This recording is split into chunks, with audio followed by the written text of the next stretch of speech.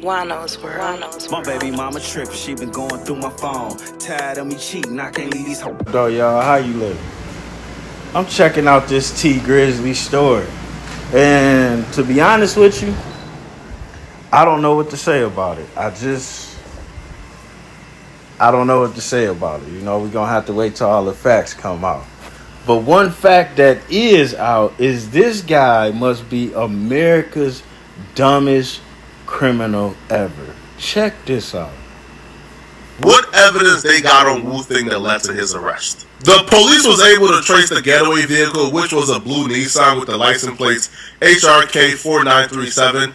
They traveled to Michigan the day before, and then 2 hours after the homicide, they traveled to Chicago. The vehicle was a rental car, so when they didn't return the vehicle after the homicide, Hertz Rental reported the vehicle stolen. Even though the vehicle was reported stolen, even though the vehicle was involved. So basically, you telling me if he returned the rental, he might not even got caught or tracked. In a homicide 2 months prior, woothang was still driving around Chicago in that vehicle. For 2 months after you did the murder, after you ain't returned the rental and it was reported stolen, you drive around with it for 2 whole months? Knowing how hot it was. Well, he was parked in the alleyway one night, October 19th, 2019. He was parked in the alleyway. The police pulled up because they ran the tags and they seen the vehicle was reported stolen.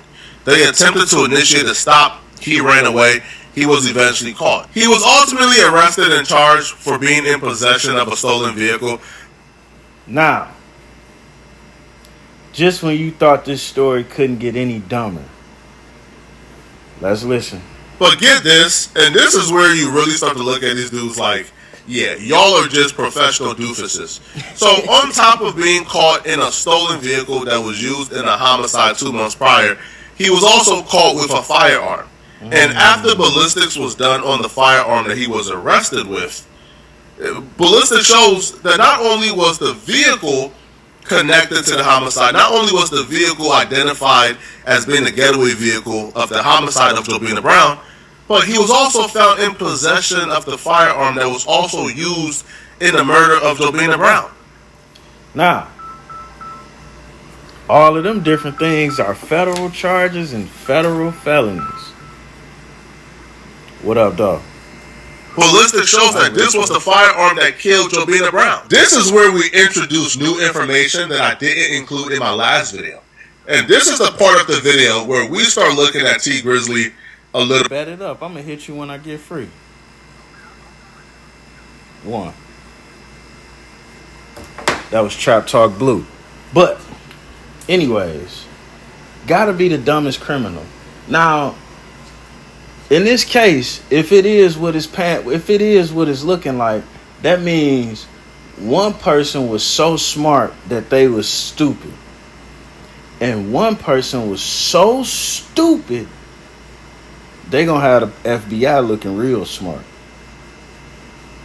I'm not gonna put no onus on nobody. None of this makes sense, but this for sure has to be the dumbest criminal I have ever heard of in my life.